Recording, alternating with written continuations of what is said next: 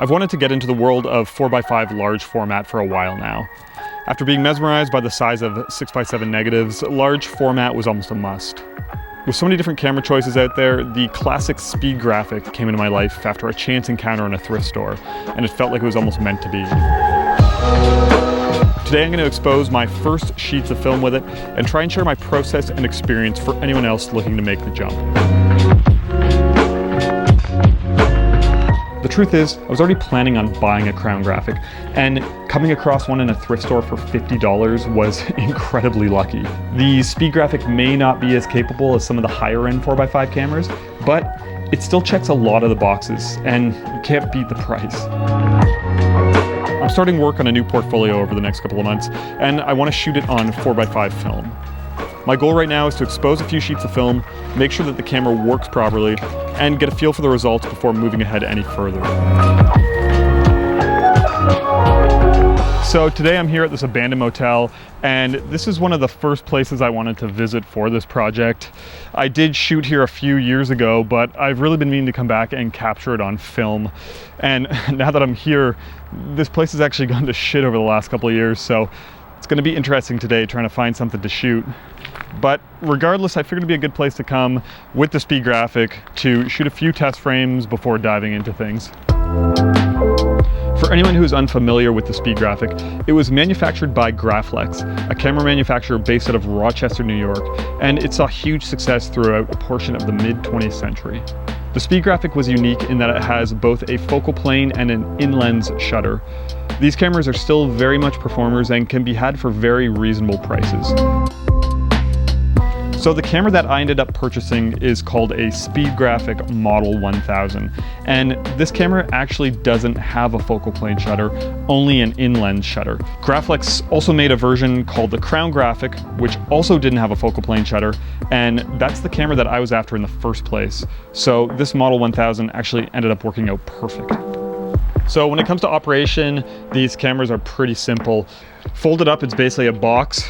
You open it up by pressing this slick little hidden button on the top of the camera, and that drops down the bed. Then you unlock the front standard, slide that out until it hits the stops, lock it back in place. This camera came with a Rodenstock 135 f4.5, which would roughly be equivalent to a 40mm in the 135 format. On the back of the camera, you press this little tab here, and that opens up the hood. It gives you access to the ground glass.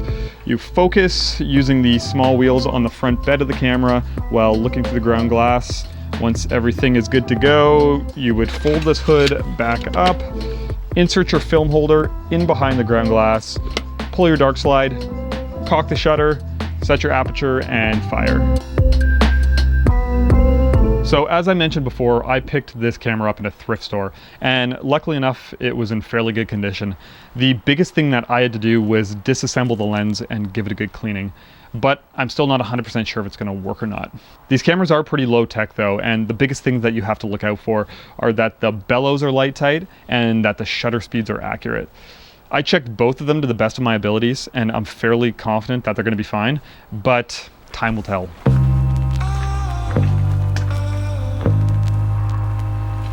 So struggling a little bit here just because this place is a little more trashed than I remember it being, but I think I found something here.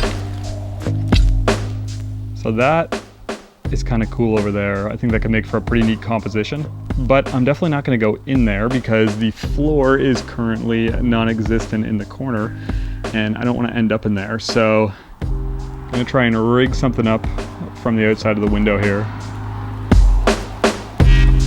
So I have something here framed up that I think I'm pretty happy with. One thing I didn't mention is the film that I'm shooting with today, which is Portra 160. I have 2 sheets of it loaded into a film holder, and as much as I'd love to expose more than that, I just want to make sure that this camera is 100% working before I go ahead and shoot too much. Shutter is set to bulb. We're going to go for 4 seconds. Aperture is at f22. Dark slides out. Shutter's cocked. Here goes nothing.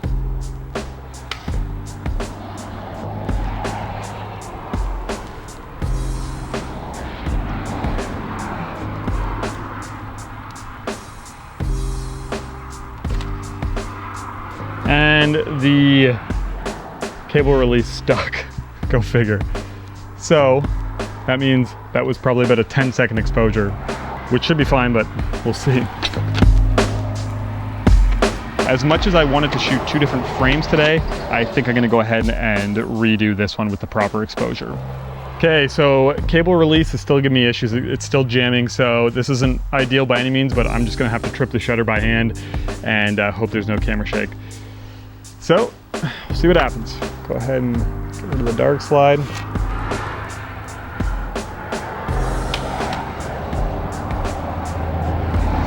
And that did not work either.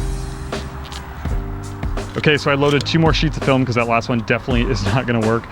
I think I have the cable release fixed. We're gonna give it another shot, fingers crossed.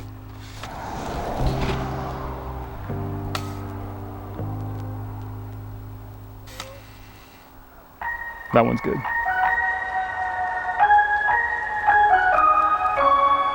So I went ahead and framed up 1 more shot because I had to load 2 extra sheets of film.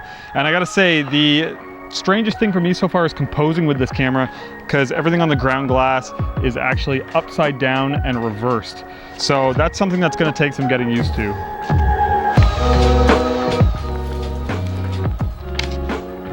So the shutter sounded a little bit strange on that one. So at this point, cross my fingers and see what happens.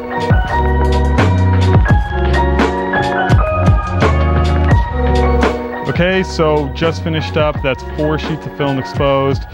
Honestly, not really sure what to expect just with those cable release issues, but I'm gonna pack them up, send them off, and we'll take a look at the results.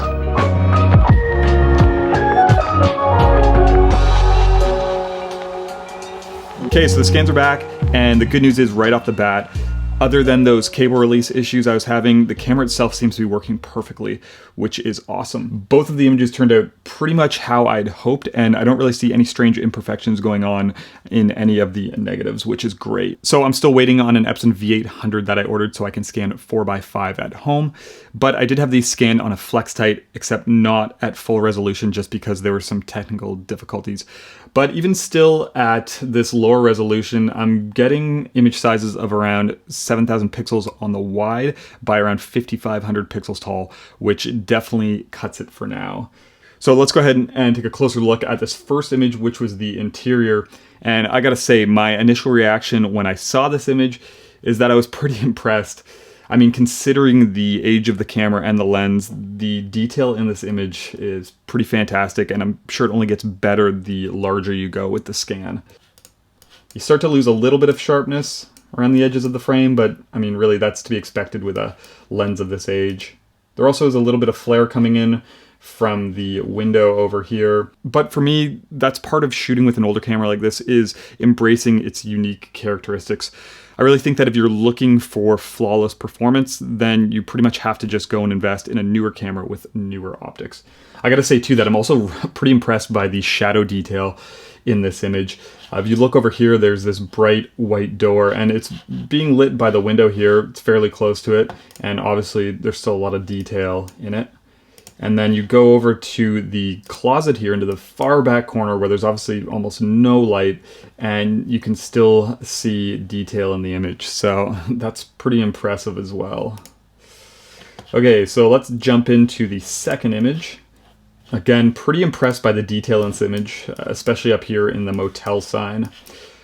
Just looking through this earlier, I did notice some sharpness fall off here on the right side of the frame, which is a little more aggressive than on the left. So that's something I'm just going to keep an eye out for moving forward. My focus was set on the motel sign itself, and like I said before, there is some really nice detail there. I am noticing a little bit of a loss of sharpness further back in the image, which is probably just due to a lack of a large enough depth of field, which I think is just something, again, that's going to take some getting used to working with the larger negative. Overall, though, I gotta say I'm pretty excited about these results. At the very least, it's just pretty cool to know that this camera is in working condition and that any issues I run into moving forward are gonna be because of my own fault. I really think from here, it's just a matter of going out, using this camera more, and getting used to working with the larger negative. I will be doing an upcoming episode scanning these negatives on the Epson V800 just to see what kind of detail and image sizes I can get out of scanning at home. So make sure you keep an eye out for that.